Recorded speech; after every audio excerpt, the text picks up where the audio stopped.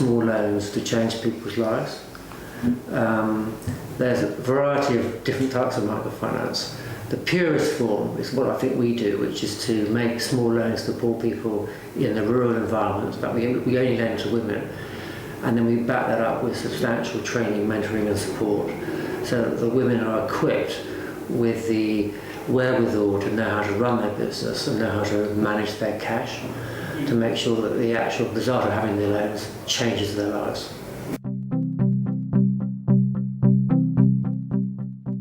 Precisely what I've just said is that microloan is different because A, it's pure to the cause.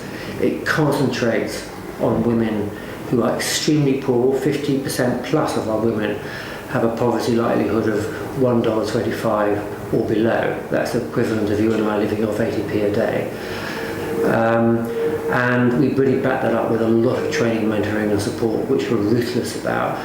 And that training takes place over 8 sessions, both before they have their loan, and then we meet them every 2 weeks after they've received their loan to continue that process. And that care and attention makes sure that we achieve very high levels of repayment, which comes in on average at 98-99% depending on the country, and it makes the operation sustainable. But with microfinance, you've got to make sure that you're making a change to people's lives. If you change people's lives, then you make a difference.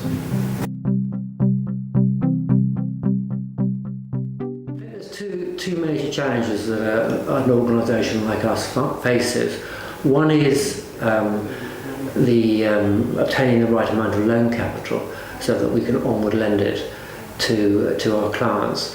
And the second thing is, if we're dealing in Africa, where the challenges of the infrastructure are very high and the education levels are comparatively low in terms of professional education, you have to make sure that you A, find the right staff, and you B, provide them with their own training, which actually brings them up to a level where they can deliver the services you want them to deliver. And to do that, you have to be extremely patient. We actually haven't taken any traditional social investment into the charity. All our money comes from donations from people like you and me, high net worth individuals, some trusts and foundations. We have money from government departments like DFID, UNDP, with whom we're working, Scottish Government. But we're now at the stage where our model is sound enough that we feel we can look very hard at social investment. So we are doing that from the traditional social lenders, people like Oike Credit in Holland and a few others. But we're making sure that we do that in a way which is not going to undermine our ability to reach the poorest people.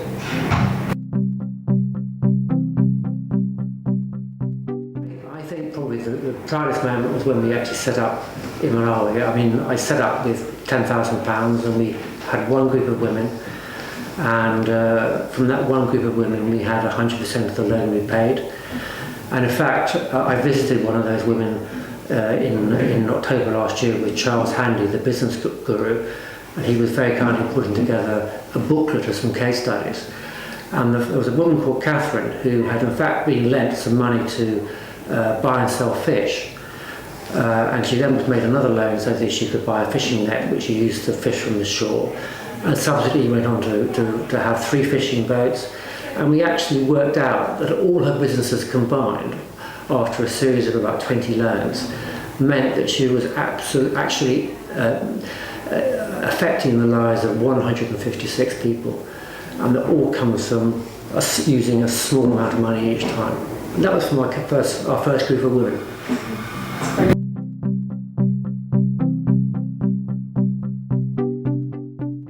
Well, obviously I would say that I'm very fond of Malawi because it's where the charity started, in effect. But I would also say that I have a tremendous historic tradition for Nigeria, where I cut my teeth when I was in my early 20s, marketing toiletries and other consumer-based products. As a country I find full of energy, full of the unpredictable, and great fun. I'd probably be sitting behind some corporate desk running an operation, but nothing like as happy as I am now.